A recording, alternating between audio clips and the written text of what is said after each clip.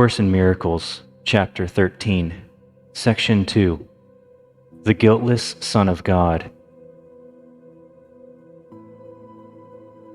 The ultimate purpose of projection is always to get rid of guilt.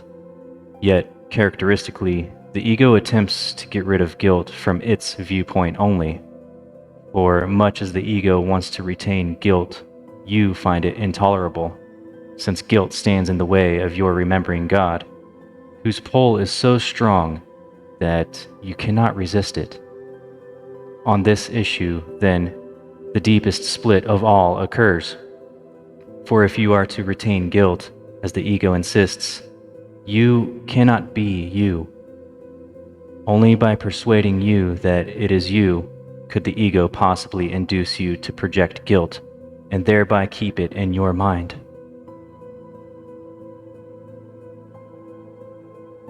Yet consider how strange a solution the ego's arrangement is. You project guilt to get rid of it, but you are actually merely concealing it. You do experience the guilt, but you have no idea why. On the contrary, you associate it with a weird assortment of, quote, ego ideals, which the ego claims you have failed. Yet, you have no idea that you are failing the Son of God by seeing him as guilty. Believing you are no longer you, you do not realize that you are failing yourself.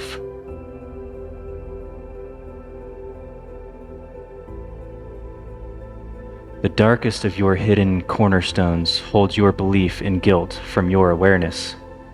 For in that dark and secret place is the realization that you have betrayed God's Son by condemning him to death. You do not even suspect this murderous but insane idea lies hidden there, for the ego's destructive urge is so intense that nothing short of the crucifixion of God's Son can ultimately satisfy it. It does not know who the Son of God is because it is blind. Yet let it perceive guiltlessness anywhere, and it will try to destroy it because it is afraid.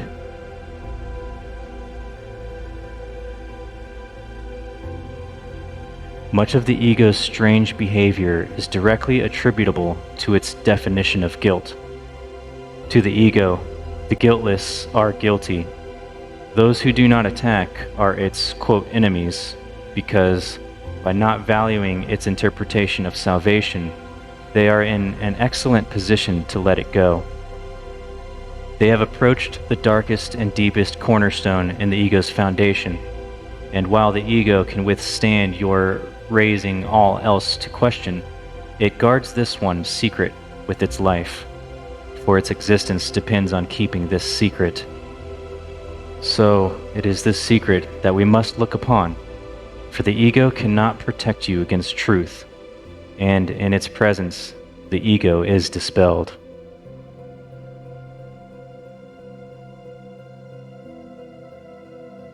In the calm light of truth, let us recognize that you believe you have crucified God's Son.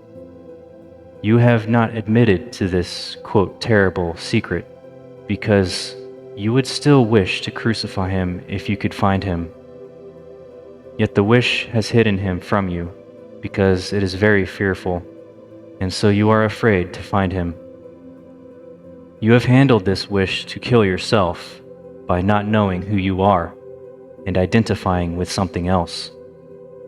You have projected guilt blindly and indiscriminately, but you have not uncovered its source.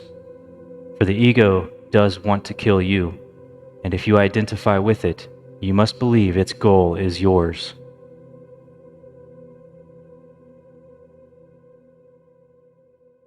I have said that the crucifixion is the symbol of the ego. When it was confronted with the real guiltlessness of God's Son, it did attempt to kill him, and the reason it gave was that guiltlessness is blasphemous to God. To the ego is God, and guiltlessness must be interpreted as the final guilt that fully justifies murder. You do not yet understand that any fear you may experience in connection with this course stems ultimately from this interpretation, but if you will consider your reactions to it, you will become increasingly convinced that this is so.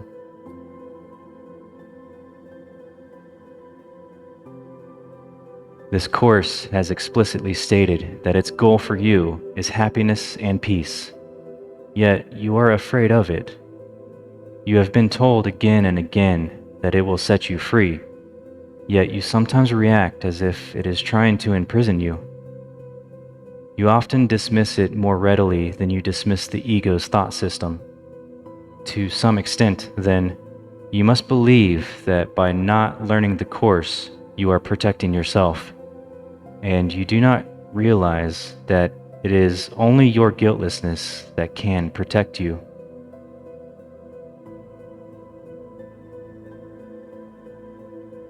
The atonement has always been interpreted as the release from guilt, and this is correct if it is understood. Yet even when I interpret it for you, you may reject it and do not accept it for yourself.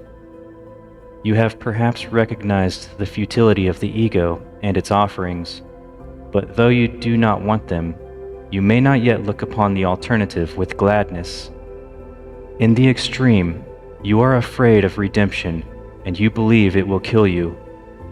Make no mistake about the depth of this fear, for you believe that, in the presence of truth, you might turn on yourself and destroy yourself.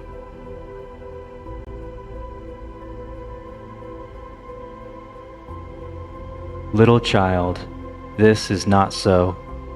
Your, quote, guilty secret is nothing, and if you will but bring it to the light will dispel it.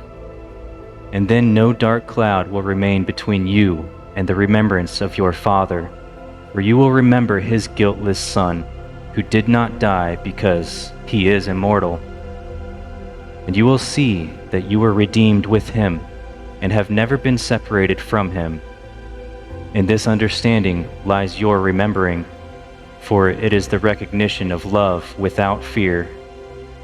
There will be great joy in heaven on your homecoming, and the joy will be yours. For the redeemed Son of Man is the guiltless Son of God, and to recognize Him is your redemption.